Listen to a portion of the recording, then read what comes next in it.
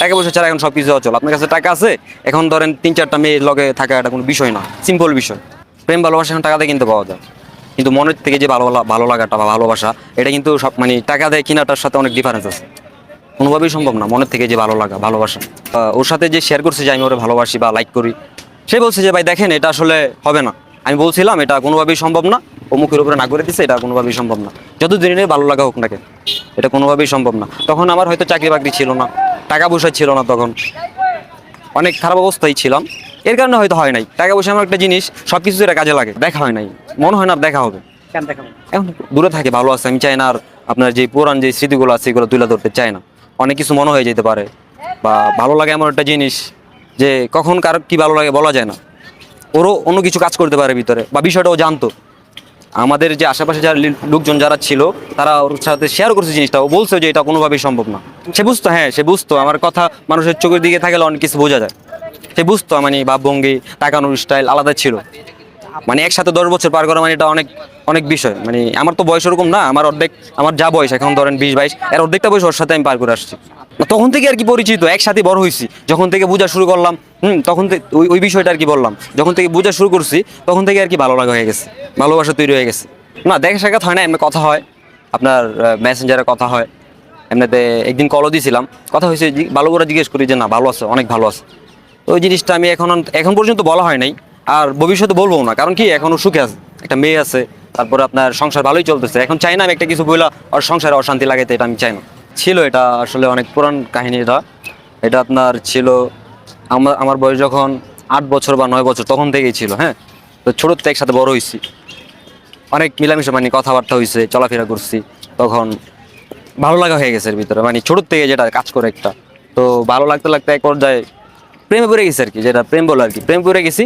প্রেমে পড়ে যাওয়ার পর ও তো আসলে জিনিসটা বুঝতো না, বা আমি কখনো বলি নাই জিনিসটা, বলবো ও বাপ মানে জানতো আগের থেকে জিনিসটা যে ওর আমি লাইক করি। তো লাইক করা জানার সত্ত্বেও সে অন্য অন্য ছেলেদের সাথে মনে করেন কথাবার্তা কইতো আমার সামনে, তখন ভালো লাগতো না এত, নিজের কাছে অনেকটা খারাপ লাগতো, কিছু বলতে পারতাম না। প্রায় আপনার 10 বছরের মতো ছিল সম্পর্ক। তারপরে হচ্ছে ইন্টার ইন্টার ফার্স্ট ইয়ার পর্যন্ত ঢাকায় ছিল, ক্লাস 1 থেকে। ইন্টার ফার্স্ট ইয়ার দিয়ে গত করোনার সময় চলে গেছে বাড়িতে, চলে যাওয়ার পরে কথাবার্তা ছিল, কিন্তু তারপরেও বলা হয় না জিনিসটা, বলা নেই। তখন হঠাৎ করে কী করছে, ওর বাপে ওরে বিয়ে দিয়ে দিছে অন্য জায়গায়। ঠিক আছে, এমনিতে ধরেন অনেক কথাবার্তা হয়েছে, বা খাওয়ান দাওয়ান, ঘুরতে যাওয়া। আমি ওনারে মানে অন্য কারোর সাথে শেয়ার করছিলাম যে ওরে আমি লাইক করি বা বিয়ে করবো সামনে। তারপরে ওরে বলা হয় নাই, মানে ওই বন্ধুদের সাথেই বলছি, ওটা ওরা জানে ভালো। কিন্তু যে আমার ছিল, যে সাথী ছিল, ওরে বলা হয় না জিনিসটা। এই সাথে এখন গ্রামে থাকে, ভালো আছে, বিয়ে শাদী হয়েছে, একটা মেয়ে আছে, অনেক ভালো আছে, টাকা পয়সা, চাকরি, সব কিছু মিলাই আর কি। আর মেয়ে মানুষ তো আর মানে ছেলে মানুষ যে আপনার ধরেন 25-24 এরকম বয়সে বিয়ে হয় বেশিরভাগ, অনেকে 30-এও করে। মেয়ে মানুষ তো এতদিন ঘরে বসায় রাখা, বা কোনো বাপেই চায় না যে বয়সকালীন বিয়ে দিবে, সবাই চা ধরেন 18-20-এর ভিতরেই বিয়ে শাদী দেয় দাও চিন্তা করে। না না, আমি আর এই মেয়ের চক্করে নাই, অনেক হয়েছে জীবনে, একটা নিয়েই যেই শাস্তি পাইছি, ভোগান্তি পাইছি, ওটাই শুকরিয়া আল্লাহর কাছে, যে কষ্ট পাইছি। এখনো কি তার কথা মনে পড়ে? অবশ্যই ভাই, সবসময় ওর কথা মনে পড়ে। আমি এখন পর্যন্ত ধরেন ওইটার পর আর কোনো মেয়ের সাথে কোনো কথা বলা বা দেখলে ইগনোর করি, মেয়েদেরকে কথাই বলি না, ভালো লাগে না ভাই। মানে এটা শুরুতে ছিল তো বলার মতন আর কি। আপনার দৃষ্টিতে সাথী কি একজন লোভী মেয়ে? অবশ্যই লোভী মেয়ে, কারণ লোভী যদি না হয়তো ওই সব কিছু জানার সত্ত্বেও মানে অন্য জায়গায় যে বিয়া বৈশা পড়া, এটা তো হয় না। যদি লোভী না হইতো তাহলে ছেড়ে যেত না, হয়তো জানতো জিনিসটা যে আমি ওরা ভালোবাসতাম বা লাইক করতাম।